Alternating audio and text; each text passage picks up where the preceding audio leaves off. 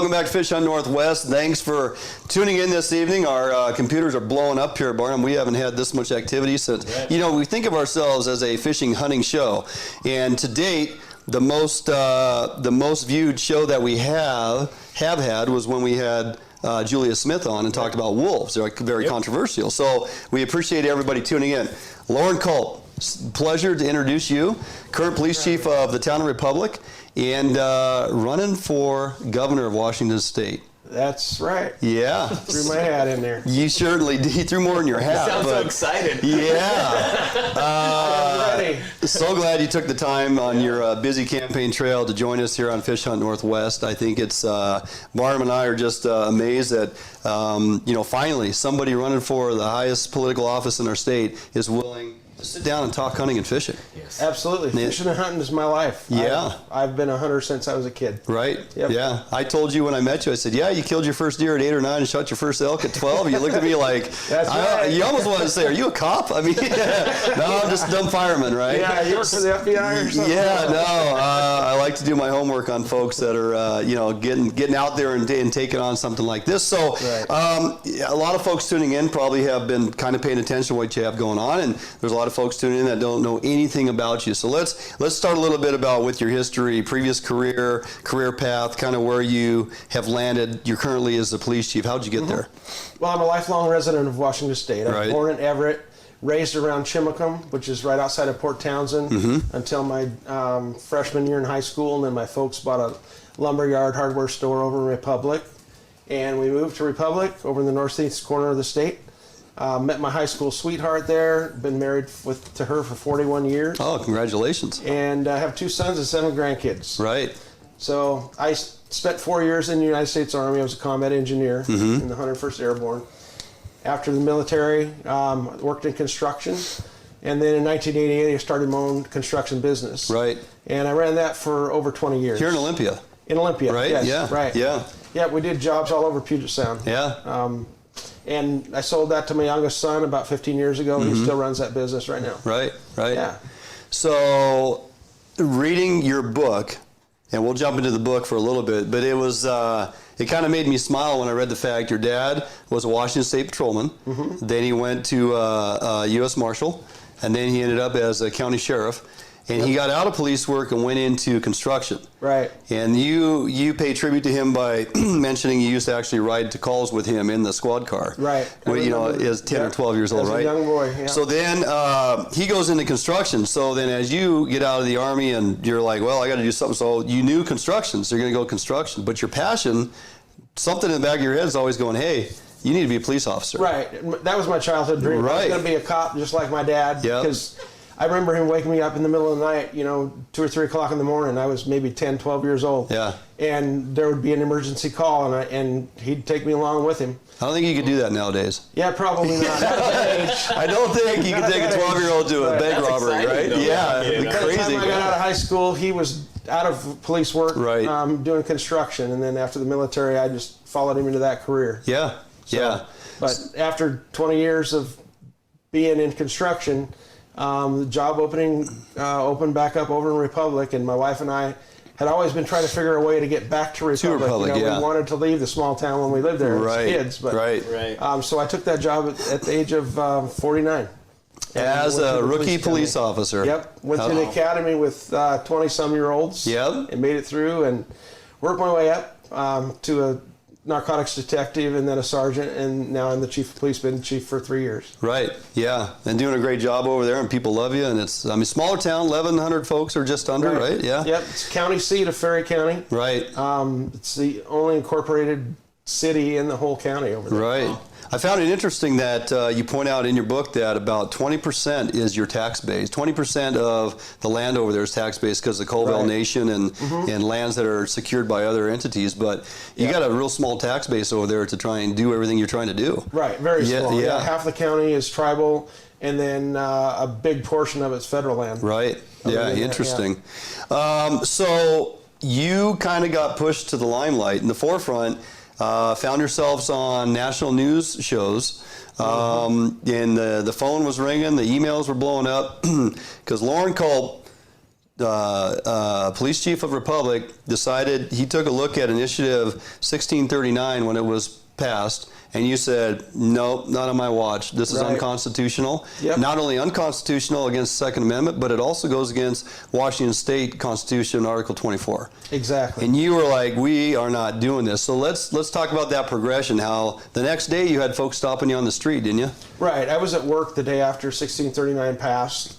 And for those that may not know, 1639 bars 18 to 21-year-olds from having a semi-automatic rifle and leaving their property with it, and they can't buy one. Right. But they can serve in the military. Yeah, exactly. So the next day after it passed, which I didn't believe it did, I didn't think there's in no way that how would this citizens pass? of my state would pass something like that. Well, because we're talking medical record backgrounds, right? Right. We're talking... if a criminal breaks into your house while you're gone, takes your gun and commits a crime, you could be held responsible. And get a felony. How does stuff like this even make it to the ballot? Exactly. It just blows me away. Well, Jay Ferguson and Bob Inslee fooled the citizens because they make the title. Okay? Yeah. Who doesn't want school safety and gun safety? Right. I've heard from so many people. They read the title and they voted for it because they like safety. They read the title? Yes. Yep. So they fooled them. Yep. But anyway, the next day after it passed, I was asked by citizens if I was going to start arresting 18 to 21-year-olds who I saw with a semi-automatic rifle. Mm-hmm. And I said, no, I'm not going to do that because it's a violation of their constitutional rights. Right. And it's a violation of my oath of office. Right. I swore to uphold and defend the Constitution. Yep. And I wouldn't do it. And so throughout the day, I got asked by several citizens the same thing. I gave them the same answer. And being a small town with a small police force, there's 2 officers. Yeah.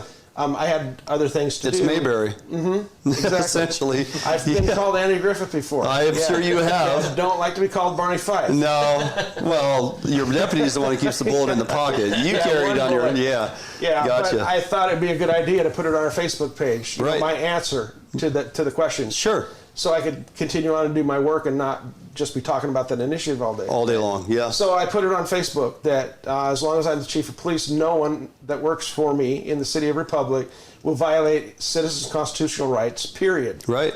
And that got a lot of attention. And the next day I thought, well, it'd be a really good idea. The far left is wanting to make sanctuary cities for illegal criminals. Mm-hmm. Why don't I propose an ordinance to make the city of Republic a sanctuary city for the Second Amendment? Right. And so I wrote up an ordinance, and I suggested to the city council and the mayor that they pass this. Mm-hmm. I sent it in an email to them, and then I posted that on Facebook. Right. I thought, okay, I have about 1,000 followers on my Facebook page. That's saying about it'd be a big deal are in the city. Sure, who's going to see this, right? I'm just going to let the citizens know. You realize social media goes beyond the boundaries of... Well, you know what? I found that out really quick. Yeah. But as you were growing up, did you ever think that it would be controversial to say that we're going to make this a sanctuary city for the Second Amendment? No, the whole Amendment United of the States. Constitution. It's only... The United States unbelievable. should be a sanctuary for the Second Amendment. Right, All the amendments, right. Yes, right. So I didn't think that would be an anomaly. A police chief wanting to uphold their oath of office. Right. But that post went viral. I mean, it went apparently everywhere around the world. Sure. Because the phone started ringing at City Hall, the phone started ringing at the county dispatch center, and the mayor's calling me on the phone, and he's like, "What did you do? What did you do?" The phone is ringing off the hook. Right. And I said, "I just stood up for the citizens." And he goes, "Well, I like that, but there's news crews coming here, and they're going to want to talk to you." Yeah. And Fox News showed up with a reporter and a camera crew, spent probably 2 days there, interviewing me, interviewing the mayor, talking to citizens. And there were several camera crews that ended up coming through. I was talking to newspapers and TV all across the country. I was on Tucker Carlson. Yep. I was on Fox and Friends. Right. And One American News Network with the Graham Ledger. It just went crazy. Yeah. And then a strange thing happened. I expected other chiefs and sheriffs would step up and go, "Yeah, we're not enforcing it either."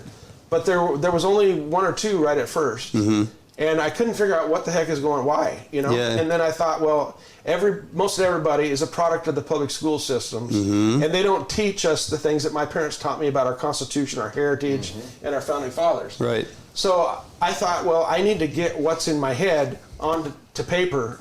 I need to write a book. Sure. Get this information out to the citizens, to educate them, and get it to the elected public servants so that they know that they have the authority to stand up against unconstitutional laws. And you sat down in, it seems to me, in a matter of months, talking to you now. I mean, to hammer this.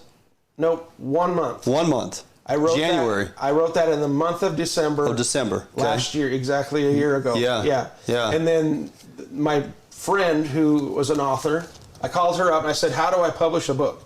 Because I knew she'd written 4 or 5 books. Right. And she said, well, that's awesome because I just became a publisher 2 weeks ago. And so she said, if you'll write it, I will edit out all your misspelled words, which is, I'm so thankful for.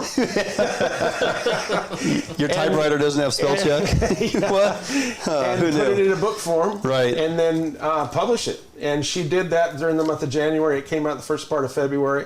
And it shot to #1 on Amazon in 3 different categories and was on the top 100 for a few weeks, which was amazing. So when you read the title American Cop, if you think you're going to read the book and read about, cop stories and things going on and what it's like to be a police chief and stuff, you're misdirected. This is all about what it truly means to be patriotic, understanding Second Amendment, understanding Washington laws, understanding what it is to stand up for your rights, and the way things have shifted and how misguided folks are, which kind of just is a great segue for us to jump into. And I was asking, you kind of laughed at me. I just read the book here the last couple of days. It's either chapter 5 or 6. You do a very nice job at breaking down the differences between a democracy and a republic.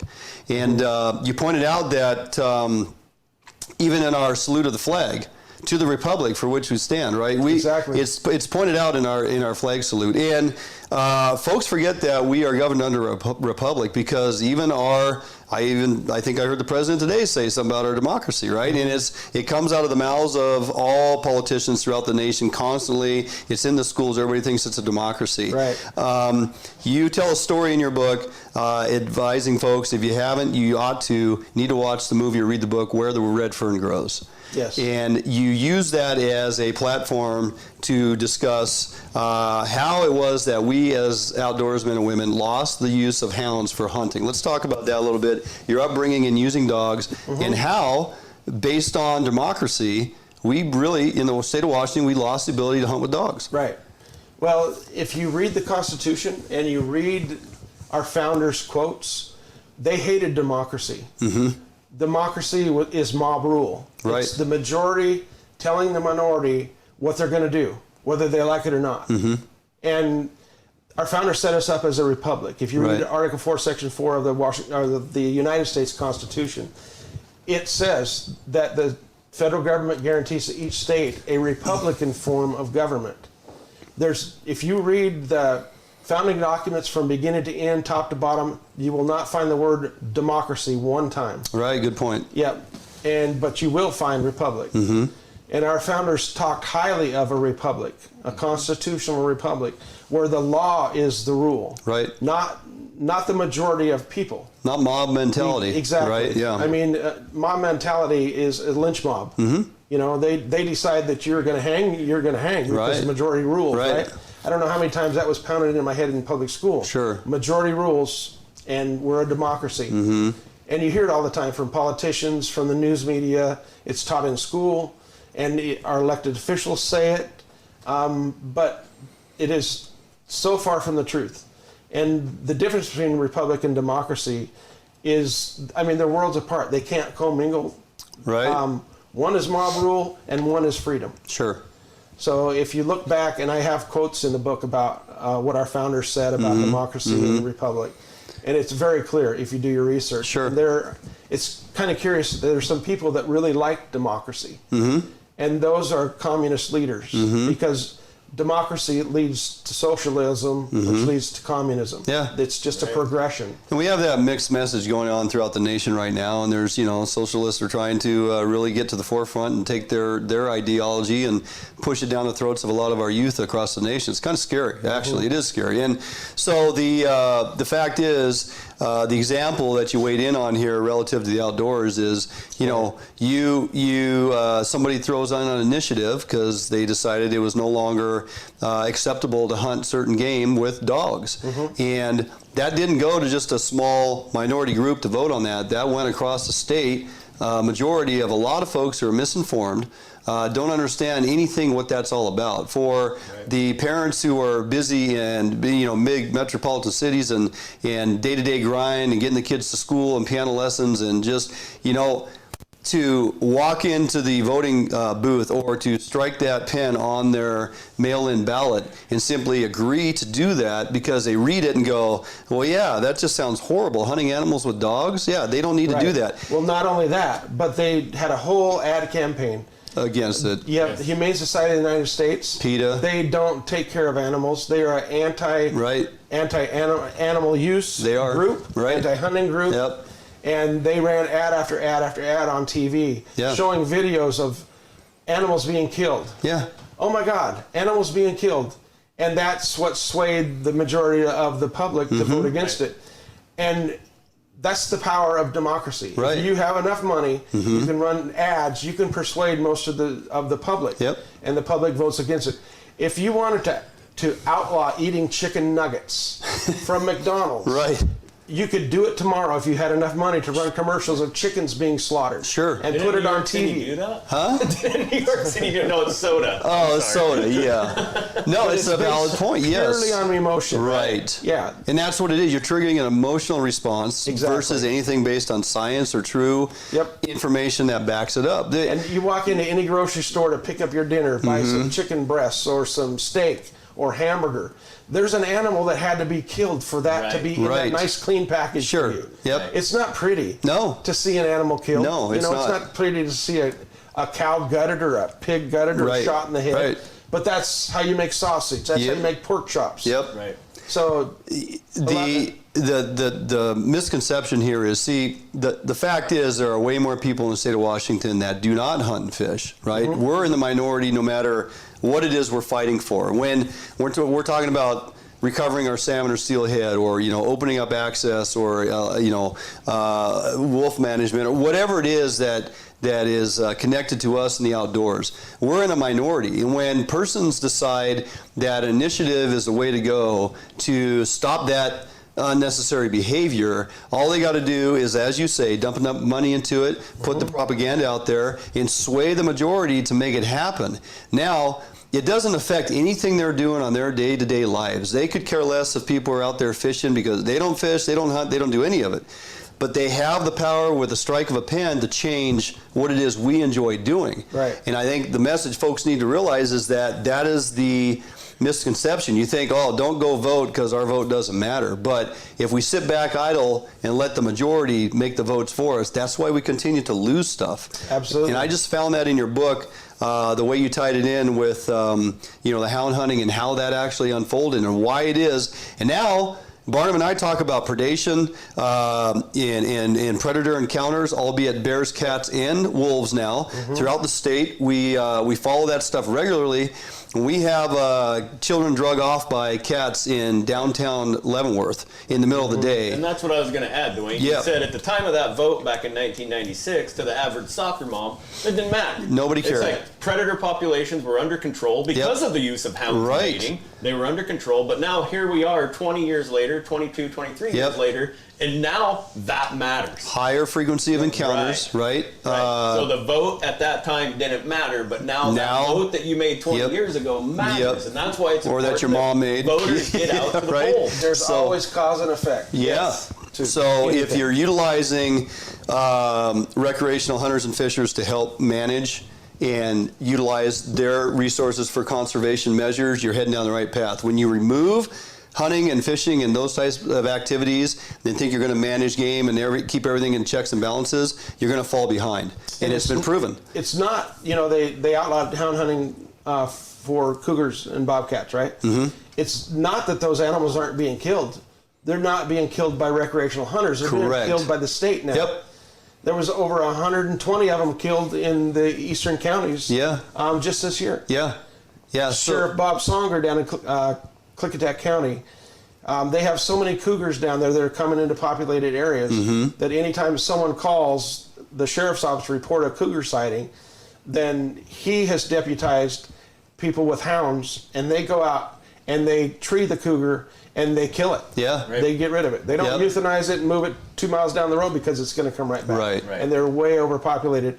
And that's what our sheriffs need to start doing. And it's public safety. Right. And so now the tab used to be, brunted by recreational hunters. Right. Houndsmen going out to hunt, actually successful in treeing cats and taking them and using them to feed their families or whatever. And now it's completely flipped. It's become a problem with the number of cats, and now the state's having to actually pay out money to get it done versus persons buying licenses to go do that activity. It's completely backwards, and this type of stuff, it takes way too much time to figure it out. It's like, it's been 20 years or plus. It's time to make a change because you, as you just stated, recognize you have certain counties that are inundated with this, and it's an ongoing issue, and yet there's nobody coming forward with a flag to say, here's the resolution, here's what we need to do now, right? Because what we're doing is not working. Because our current governor sits his ass in Olympia or runs around the United States trying to be the president. And doesn't get out and see what's actually happening around the state. Not even on his radar. And we talked at dinner, Barnum, you'll recall, not too long ago, we discussed the fact that Inslee overstepped his bounds by firing off the letter to Kelly Sussman, director of WDFW, told them to stop killing wolves. Because the practice of killing wolves was getting a lot of heat from populated areas that know nothing about what's going on the east side, and they're calling them out to say, they're killing way too many wolves. Well, they're actually going through the regimented criteria with the wolf management plan. They have a process they go through, and when it gets to the point of extermination, they've exhausted all other means to a point, right? So that was happening. Wolves are being exterminated. It was a control measure. Is it the best case scenario when you're trying to bring the populations back to finally delist them? No, we've had multiple discussions on this, but it just shows you how out of touch Inslee is with outdoors, predation management, predator management, fisheries management, all these things going on that he is oblivious to when he simply sits down at his desk or has a staffer fire a letter off to Kelly Sussman and let him know that, hey, this is my stance on this. And he's completely wrong. Out of touch. So, okay, we got much more to get through. Appreciate you breaking down your history for you there. That's a good story. I enjoy hearing that in the progression of where you're at. So, much more to cover. Barnum, we're going to jump into WDFW, funding, the lack of funding, commission seats. As you sit yourself at the desk of the governor's seat, you'll have to deal with replacing some commissioners in the future. That's a heavy burden to take on, one that you actually are looking forward to. I'm very much looking forward to that. Like I said, I've been a hunter all my life. And you've seen what the current appointees on that commission, the direction some of our things have gone in the last several years relative to processes of managing fisheries, rolling back on decisions that were made, this in and out kind of process. So we're going to jump into that, jump into commission, we're going to jump into bipartisan support. How do we get WDFW funded? How do we get legislators to jump on board, get us the money we need to make sure we are exercising all opportunities out there for recreational hunters and anglers? We're going to talk about land access, which you're very passionate about, and one that I think you'll respond to very well. How critical is it that we hire more enforcement officers out there in the woods and on the water? So lots more to get through here with Loren Culp as we walk down this road of him guiding his path to ultimately the victory in the governor's seat. And we're going to break all that down relative to WDFW and a whole lot more when we come back right after this break.